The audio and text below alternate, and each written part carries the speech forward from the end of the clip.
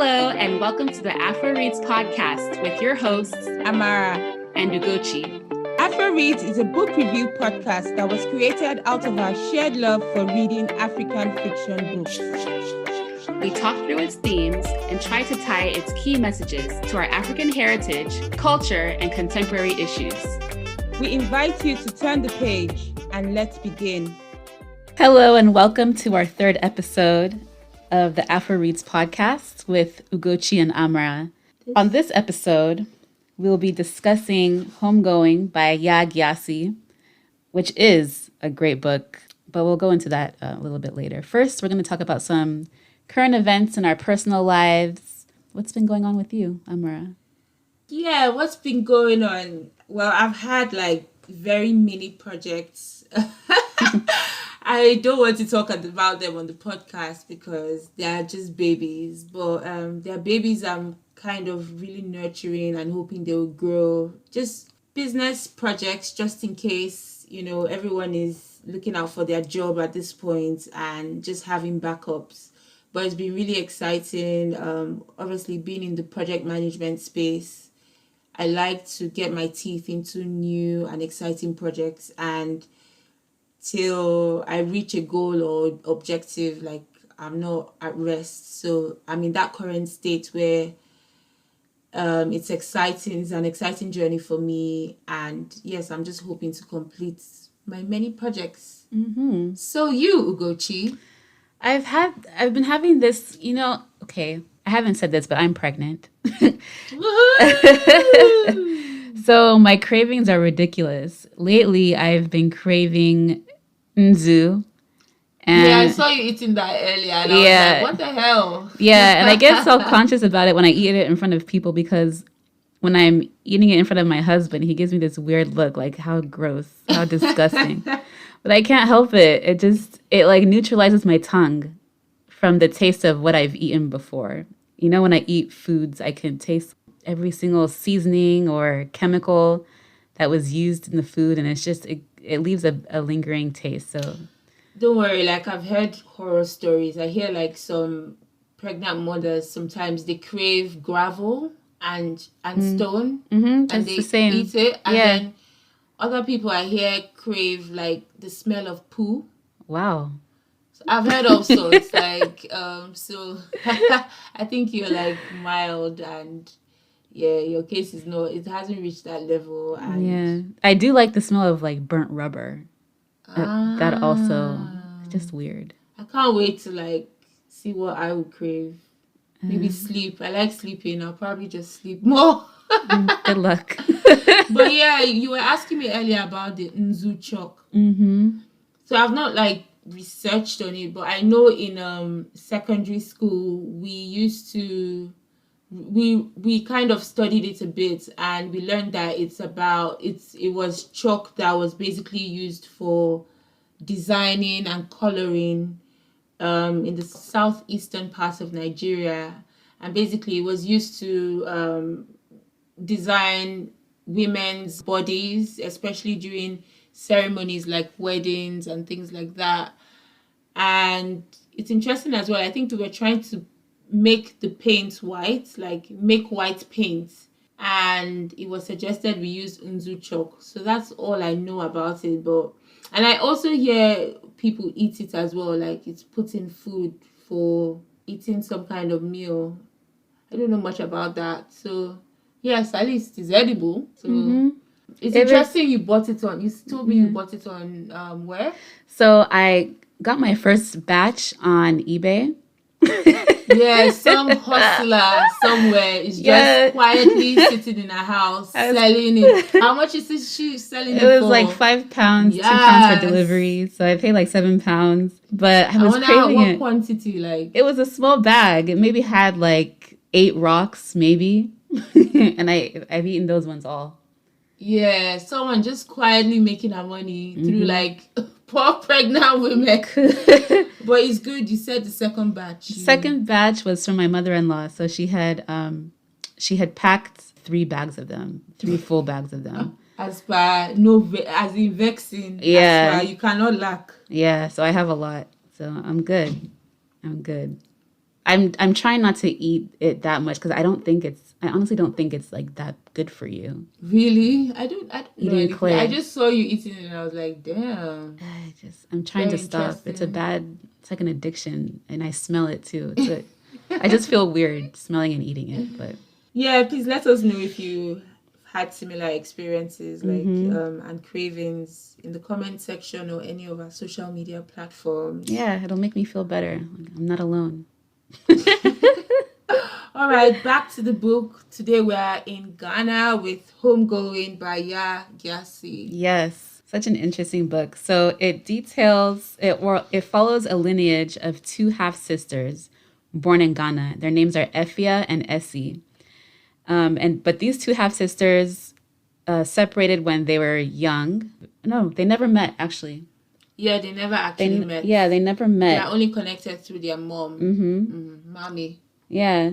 So Effia becomes the wife of a British governor of the Cape Coast Castle in Ghana. And then Essie, her half sister, is kept in the castle as a slave to be taken to the United States. So she ends up in the United States, and that's where her lineage begins. So you have a story or dichotomy of a lineage in Ghana and a lineage in the United States. And it's interesting to see their development in these two settings. So it's nice that the book explores those lineages of these two in Ghana and America. yes. So now we'll go into some themes. Yes, we go into some themes. So we're going to talk about the major themes because I was telling Ugochi I could sit down and analyze this book for the whole day. And when I start, I literally don't stop. I just think it's so well written. It's like a mini, very interesting history books because it just touches on so many key periods in history that I wasn't really aware of or I didn't know much about. And I think it's off Homegoing that we decided to try our hands on the podcast. Yeah, because well, first of all, this author does a wonderful job incorporating all of these characters. There's so many characters. Yes. I think there's 7 generations that she goes through on each end.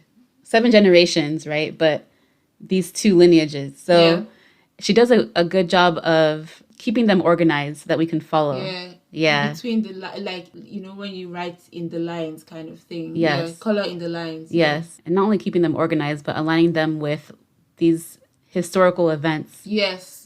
So it was just a joy to read in that sense. So we'll touch on the key themes. Hopefully we can run through them and then, discuss other things and then maybe end with how the book came to a whole 360 and kind of found closure. So yes, it was very interesting. Earlier on in the evening, you were talking about the Yam Curse. Yeah, the Yam Curse. So the book begins with the Yam Curse. Effia's father, so Effia and Essie, remember, are the two half sisters whose lineages we follow in the United States and then in Ghana as well. So their father had left his first wife named Baba. Baba is the one who... Baba is the stepmom. Stepmom, yes. Yeah. To Effia. Yeah. There was a fire that happened in his village. Yeah. A bad fire. So the fire, I think, ravaged his crops and that of most of the villagers. So it was known as the Great Fire because it affected the village adversely. And when he was recollecting the events, he said that it actually destroyed how many? 7 yams. 7 yams, yes. Yeah, so let me read the short part of the book. It's in the beginning. It says, Cobb, which is the father, had lost 7 yams. He felt each loss as a blow to his own family. He knew then that the memory of the fire that burned, then fled, would haunt him, his children, and his children's children for as long as the line continued. So I thought that was interesting because the book goes through 7 generations and he lost 7 yams. Yeah. Yeah. So if you read the book, at the end, it's the 7th generation from each side that kind of reconnects. Yeah. So it's like a curse. Yeah. The loss of the 7 yams was a curse for his 7 generations. I thought that was an interesting theme. And it's interesting. And you tend to wonder if that curse kind of happened to him based on the fact that he sexually abused Mame, who was his, I guess, servant or slave or some sort. because she ran away after during the Great Fire and left her daughter Efia. But you just tend to wonder if that happened to him and him losing his yams because of his kind of sin or what the atrocity he had committed. But moving on, another very interesting part of the book is the politics of slave trade. And what we know growing up with slave trade was just mostly told by, British people coming to Africa, enslaving indigenes of Africa and taking them back to the UK and other colonies and then to the Americas as well. What the author tries to do here is also tie the African connection to that slave trade, basically, to that trade. So it's interesting that the Africans themselves bought into the idea of slave trade because at that time it was actually lucrative. They sat down and studied numbers and found out that capturing prisoners of war, so different villages fought each other, and capturing people from that and then selling them off to foreign people in some foreign land. They didn't really mind what was being done after they were sold, as long as they got money and with that more wealth. It was a business. It was a business. It was a fair trade kind of business in that era. And what we found interesting as well with that was that obviously there was no consideration of human rights. Nobody really cared that people were chained. All they saw was that they were victors and they were victorious in the war, and basically the people that they conquered were sold off as slaves, and that's all that mattered in that sense. So it kind of, in a way, the author does an interesting thing of kind of saying, okay, we were all kind of in this situation when it comes to the slave trade. Africans equally as guilty as the slave traders, but at the same time also giving us that sense of pride in a way. How so? Sense of pride in a way. Not that we so obviously selling like your fellow human beings is not ideal and it's kind of barbaric in this day and age, but sense of pride in the sense that we thought about the mathematics and the economics of things before venturing out. I remember the king that Efia was supposed to marry, was saying that, okay, he was very particular about the British people he was going to trade with, and he kept he had strategies on who to talk to and who not to talk to, and there was this kind of decision to just be a free market for all so that they are more confused and there's no monopoly. And it's just interesting that even in that time people were thinking about the economics of things and how it would work for them. So of course morally it was wrong, but and we have to remember also that human rights is evolving. So back then, it was definitely people were more barbaric, not just in Ghana, not just in Africa, everywhere. The way people made war, killed others, very barbaric. So we have to keep that in mind when we read this history of the slave trade. Because they were also enslaving their own people, trading their own people. Africans were enslaving their own people, and even till today, like what's going on in Libya and in other countries, and even in Nigeria, like the whole house girl. It's not slave trade and it's not slavery at all, but again, that there are certain class of people that you treat a certain way, different from yourself and your children. There's that dichotomy that still exists.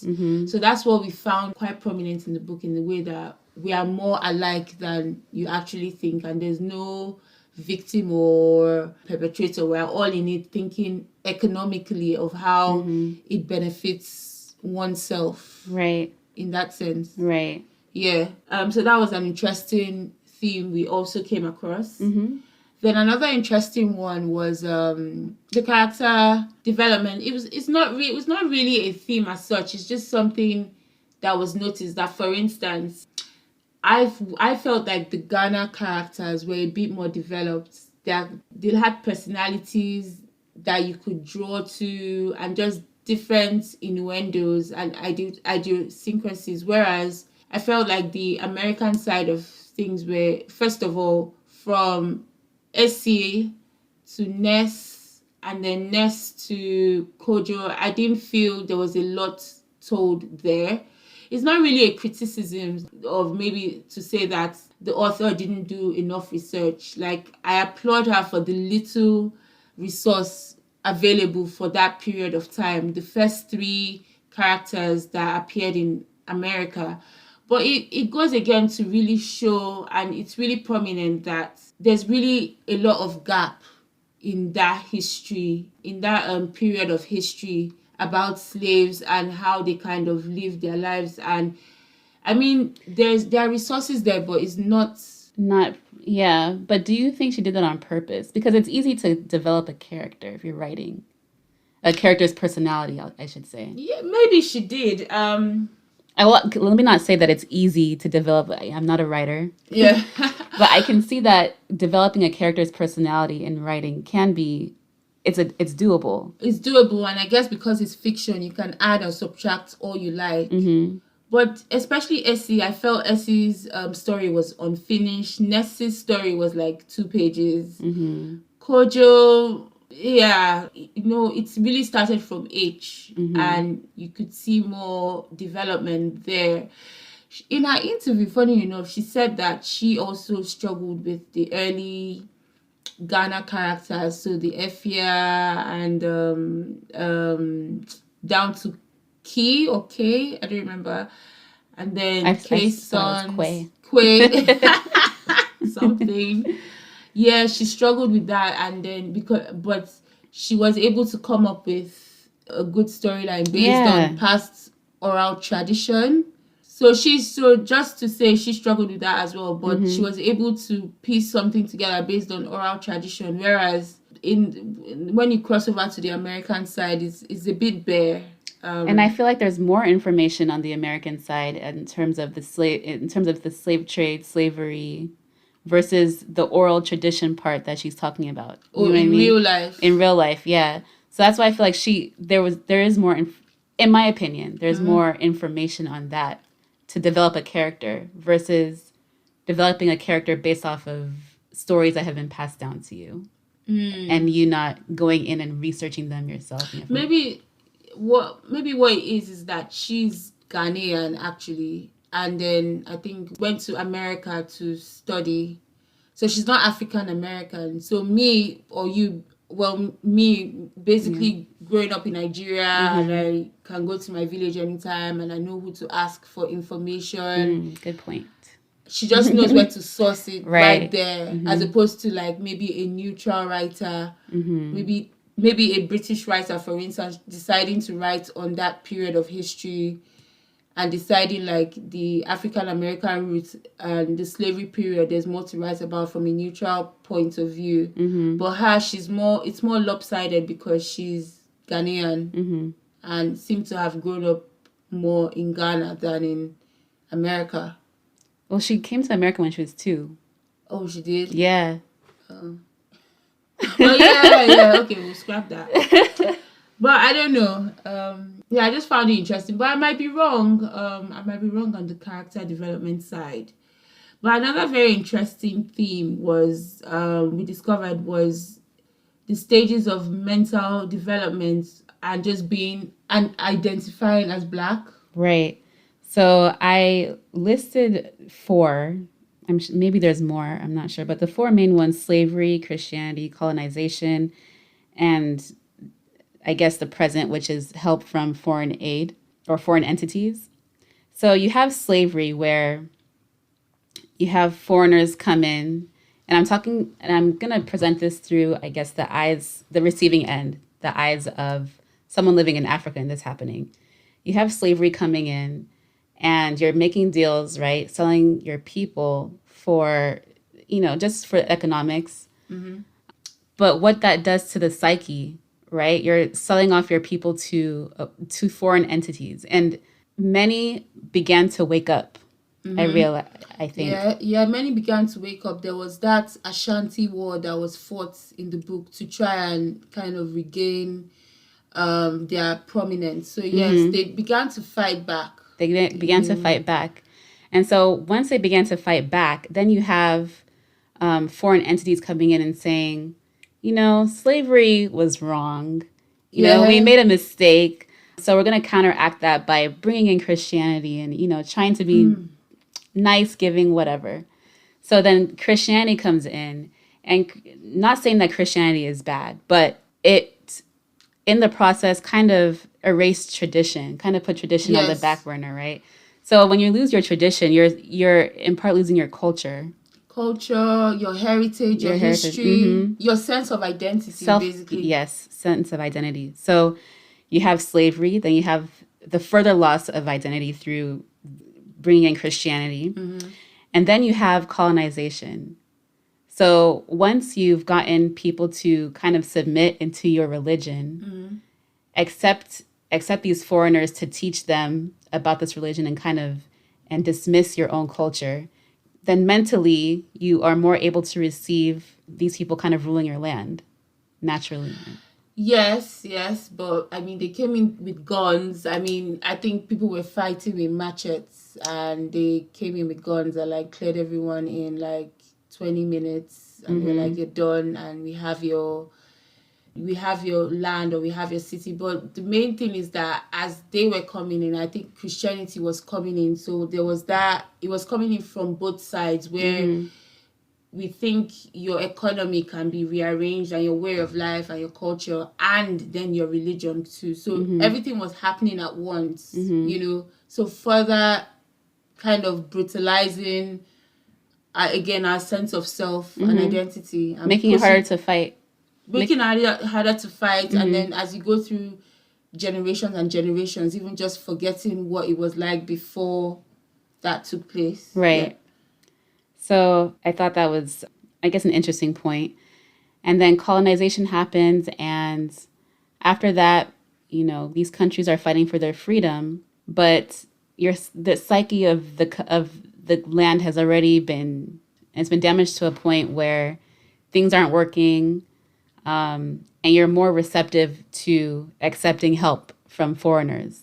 Yeah. Just as you were with Christianity coming in, just as you were not necessarily accepting with colonization, but it happened. So at this point, when people are offering you free money, you're just like, okay, you've kind of lost your identity, your culture. I mean, it's still there, but a new tool again to further like just put you in that place of always needing help, and always waiting for a savior to tell you what to do, to teach you what to do, and then going through generations of that. So it's crazy how everyone talks about slave trade and the mental impact it's had on the generations that have come from slave trade in America, but in Africa is exactly the same. The stages you've just highlighted is still mental slavery, and so we're in a situation where we don't look at ourselves, we don't really value ourselves, value what we have, value our gifts, value the people around us, and we always look outside for something bigger, something better, and we just feed off that, and that's that. So it will take a while, and just more generations, and just more self-love, or in that even sense. recognizing these 4 points, and recognizing that they've happened and what it has done, and then moving forward saying, okay, now we need to rebuild. Oh, Ugochi is easier said than done. I know. Like individually, like we're hoping people listen to this podcast, but no, just individually, you sit and reflect. But when it now comes together to being collective, That's the hard part. that's the hard part. There's so many forces working against you that you just sit quietly in your room and just maybe ponder, but you go out in the world and just do what the world expects you to do. So it's just hard, but we're hoping more people in our generation give it more thoughts. Give it more thought to make a difference. So the interesting thing about Homegoing as well, I realized, was that it really touched on different periods of history. We're not going to go into everything because, as I said, we could do this all day. But Gochi, like, based on the different periods in history, there was the slave period, there was the Jim Crow era, there was sharecropping era, there was the Pan-Africanism at the end, there was the war on drugs era as well. What period of history like stood out for you? I think the part, well, when she was describing one of the characters in Ghana, and how there was farming wasn't going well. Year after year, he would try to grow crops, they wouldn't grow, pushing them into further poverty. But one year, I think it was the cocoa, he decided to farm cocoa, and it worked. And it actually brought a lot of, I guess, wealth into his village. Yeah.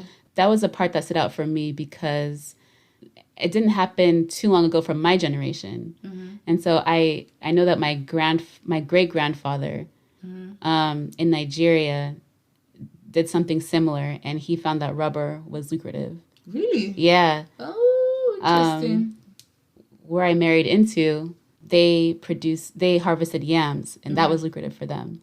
So that's why that period resonated with me, or that event resonated with me. Yeah. Yeah.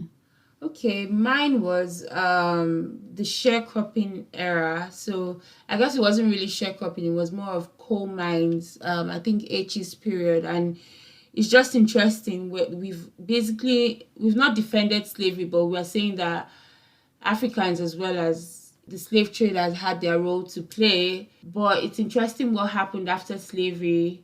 So you were emancipated and everything, and you had your papers, but you were still sectioned off to certain parts of society, certain jobs, to earn certain kinds of living.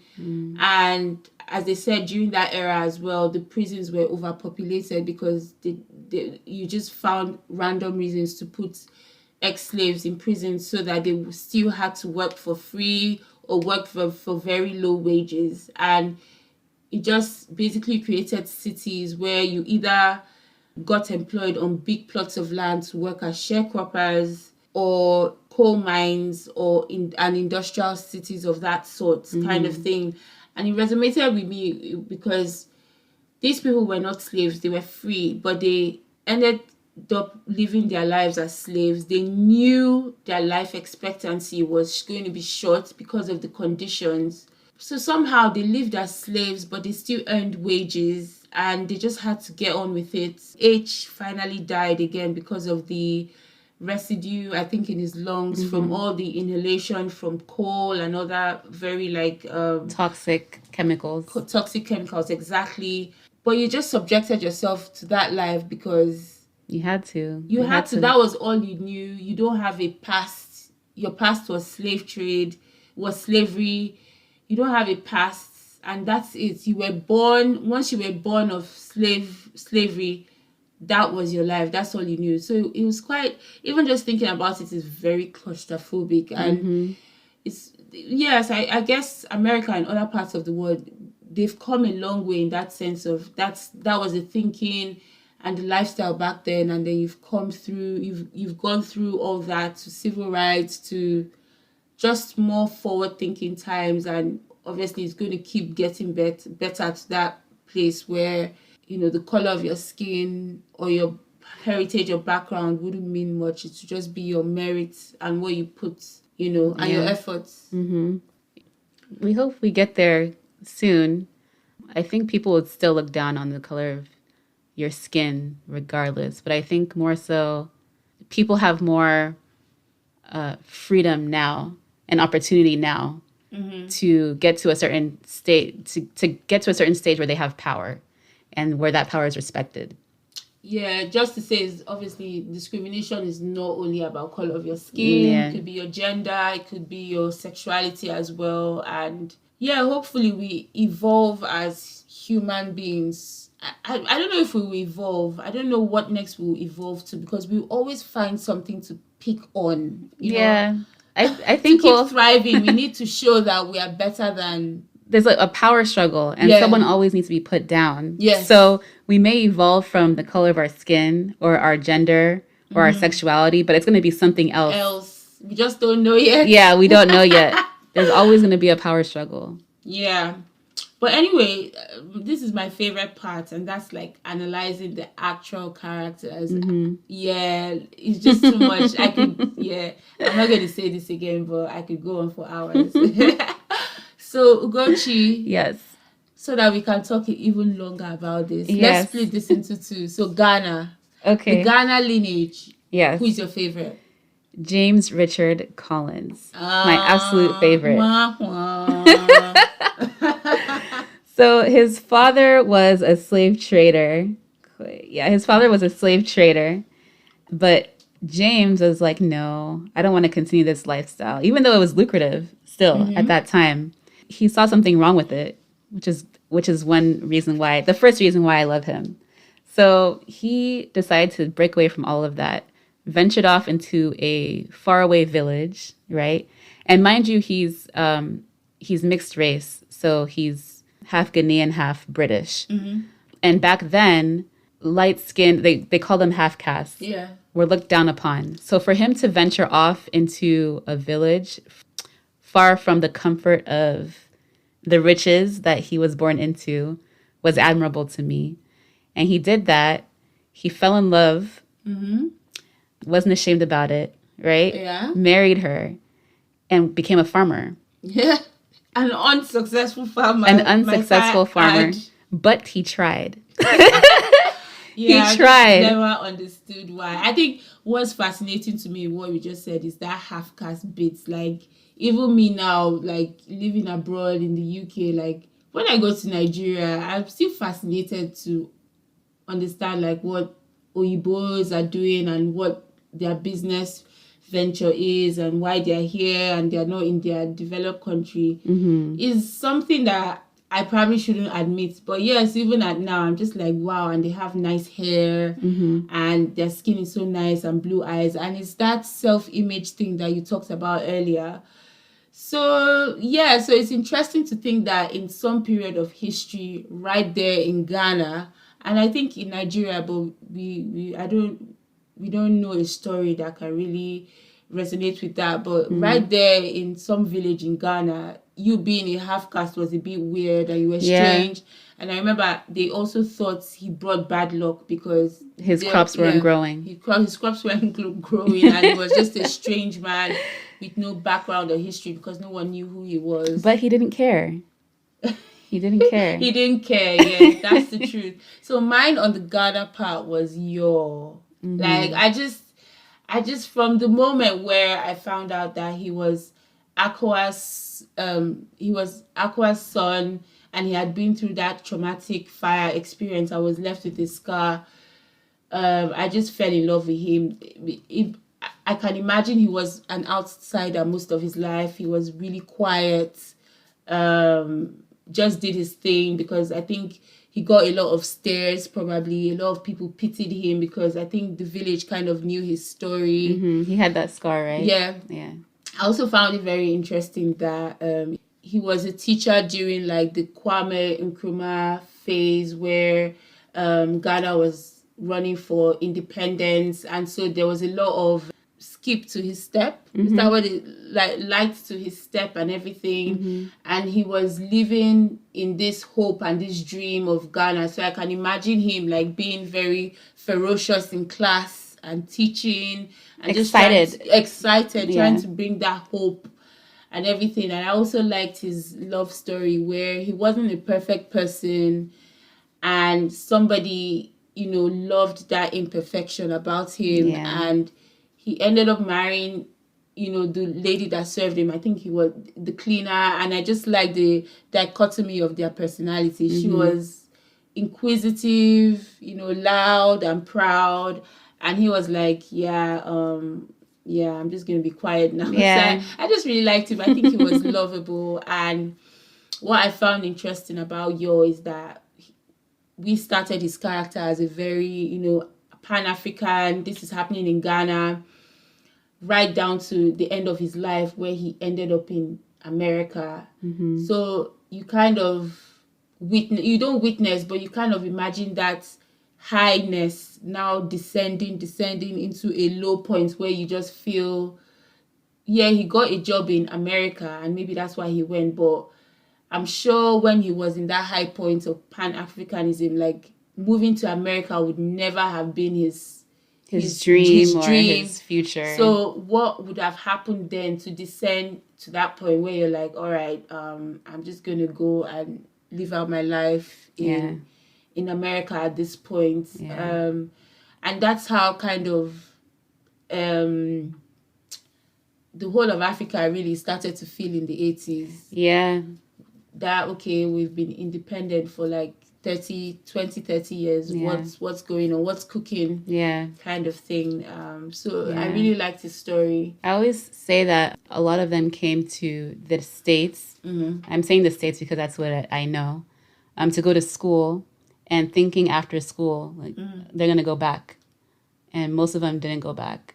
And I don't think that they're necessarily happy about that. It, like you said, it is like a low point. It's kind of I have to, more of survival. Yeah, more of survival. I don't want to be here, but my country back home is not doing anything better. I remember a friend of a friend's uncle once said that yes, that some of his friends from Nigeria would rather have 3 cleaning jobs in America than go back home to even just work as a middle income civil servant. They don't enjoy it, but the economic benefits of remitting money and just the security level where you don't need to worry about electricity and infrastructure and stuff. You're not happy here, but isn't that sad? Yeah. You go and search for, I guess, security and stability, but you leave like your heart, your family, your mom and dad, your sisters, brothers, nieces and nephews. Like you don't get to see them grow up. Yeah. So you leave your heart there and come kind of empty and live empty. Okay. So favorite character, America. I would have to say, this is a tough one for me. I'd have to say Marcus, definitely Marcus. And Marcus is the 7th generation. So he's the son of a drug addict. His name is Carson. Call him Sonny. So we'll say Sonny. So he's the son of Sonny. Sonny was a drug addict. He wasn't really there for his son. But his son was kind of in a search for truth. He ended up going to college at Stanford, right? Becoming a PhD. Yeah. Yeah. So it fascinated me that he didn't have he motivated himself. That's the fascination. He didn't grow up in a great environment. He didn't have a good father figure to look up to. So he had to find that drive himself and go there, and even met a Ghanaian, right, who was born in the States, but her dad was Yaa, which we just talked about. Yeah. And so he was interested in her culture and ended up even visiting Ghana with her at some point. So that's why I like him, because he was inquisitive about it. Yeah, and the good thing about Marcus is that his story resonates with a lot of like really hardworking African Americans who can trace their lineage to slavery, and just again the mental challenge and just everything, all the struggles, the Jim Crow era, the sharecropping era, down to the civil rights movement, the war on drugs in the 80s, and just down to that, against all odds, I'm here struggling, in university, trying to do my PhD and just trying to break free from all that. Right. And yeah. Because Marcus came from Essie's descendant, and Essie's descendants passed on the inheritance of that trauma, that fighting to survive kind of thing. To survive. Most of them didn't have identities. I mean, H was named H because his mother, I think, was chanting H. Yeah. And then Ness, her name came about because her mom, who was a slave, just had goodness and was like, all right, Ness. Then. So the inheritance of I don't want to say no culture, but like just no lineage, no strong, no lineage, no history. Well, there's a history there. There's a history, but tradition to to prop up your confidence, Yeah. I guess, in the Yeah. world? Yeah, so mine in the America part was H. I love me some H. H was big and strong, and I just like the fact that against all odds story. I mean, he was a prisoner of the worst kind for years. He served in the coal mines, just chipping away. The lowest, you're basically dead in that kind of Yeah. status kind of thing. Yeah. But he rose to the challenge, came out a free man, Yeah. and was even made a labor union leader or something like that. Yes, married well and settled, and was just a man of the community. So I like that.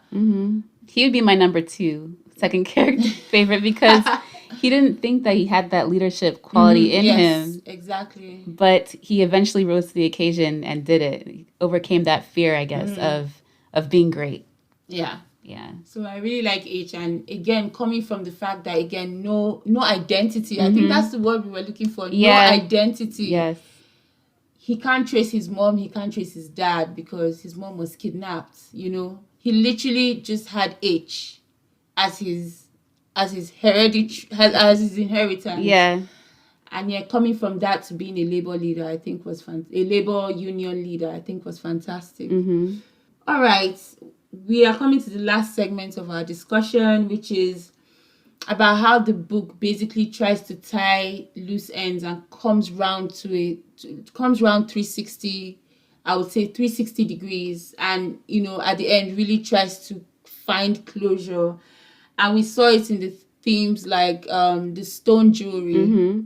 So the stone jewelry, Effie and Essie had stone necklace from their mom, given to them from their mom. Essie, whose lineage went to the United States, she buried that stone necklace in the castle. Yeah. Before she was transported to the United States. So her lineage didn't get to, I guess, know of the stone. But Effie passed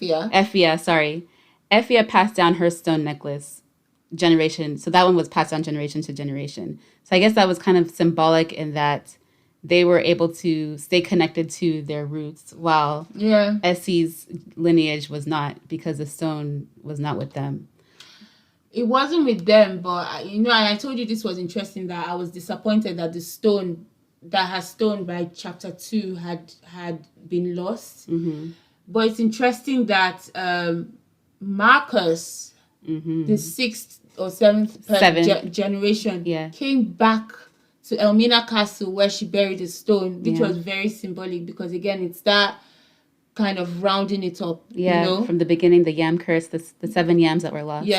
And then also the water and fire feature that ran throughout the book. Water on the side of the American lineage and fire on the side of the Ghana lineage. The fire, so for some characters, the fire would come in and haunt them in dreams. Yes, yeah. There is one character where she actually burned down Akua. Yeah, Akua burned down her house with her kids in there. That's where Yaa came from. That's where Yaa got his scar. Yeah. And so Yaa was obviously, I think he had a phobia for fire, and so did Marjorie, his daughter, as well. And that was interesting because the fire came from Mame and Kob, which was their ancestor. The beginning of this ancestral. So it's that kind of loose connection where you don't know where your phobias, dreams, character, personalities all come from. It's kind of, it could be loosely based on the activities or what your ancestors did. I think she kind of does a good job in kind of keeping it fluid but tying it loosely as well. And then on the part of water, like Essie crossing the Atlantic Ocean to become a slave, and obviously witnessing her fellow captors being thrown overboard and just fearing, even if being in the worst situation of her life, but being afraid to be thrown overboard as well. And then connecting to that. So you had that with Essie. Kojo worked on the boat, but I don't think he had any fear. He didn't have fear, but he was heavily associated with water. Yeah. So these this dichotomy with fire and water, it's not necessarily. Some of them had fears of them. Or some were just fascinated. Right. Yes. And I think we got that a lot from Kojo's story. Mm-hmm. And then right up to the end where we found that Marcus was afraid of the water and he was very hesitant in the end to get in. And this was in Ghana. So he had gone back to Ghana with Marjorie. Yeah. And they were at the beach and he was very afraid to get into the water. Yeah. But he did overcome that fear. Yeah. And another part of the closure was, well, online I was reading different reviews, and a lot of slave trade diasporans, or descendants from the slaves. Yes. They really resonated with the story, and they basically said that the story spoke to them, and they could trace certain parts of their history they had similar stories as well. So the book itself and the stories felt like closure. Yeah, hence Homegoing, the title. Yes, hence Homegoing, exactly. She was saying something about it being like something that was said as a burial at the burial sites of like African American slaves, and it was a way of saying, even if we've been buried this far from home, kind of being buried, something about having this burial rites and passing on to the next stage or the next life is a way of connecting back to our ancestors. To your ancestors, yes. Yeah. And then the last part of the closure discussion is just Marcus's visit back to Africa. So his ancestors 7 generations ago, left Africa to America, basically on a boat to be sold as slaves. And it was just nice that he didn't know his ancestors, but he came back to that very spot where Essie was taken. And Marjorie's 360 also connecting with Marcus. Yeah, connecting with Marcus as her relation. We don't know what happens with the two of them because it doesn't develop into a love story in the book, but I was kind of happy with that at first because I was like, this is cliche, but there were such good people and just nice characters that love story never hurts anybody, really. No, not everything has to end with a love story. Yeah, but it was actually a depressing book. If you notice, none of the characters, look at it now, none of the characters had happy endings. Who had a happy ending, please? Marcus and Marjorie. And so that's why you should have just dashed us the love story. I guess. Well, I don't know. I was happy. But a lot of people were happy it didn't end up as a love story. Yeah. I mean, it would have been nice, but it also would have been weird because that they're 7 generations. 7 generations, I know. All right. We've come to our end of review of Homegoing. We had to really keep this short and discipline ourselves. But yeah, the next book to be reviewed and discussed is Book of Echoes. Yeah. We're going back to Nigeria. And this was written by Rosanna Amaka. So yes, please, we invite you to come back and join in our discussion.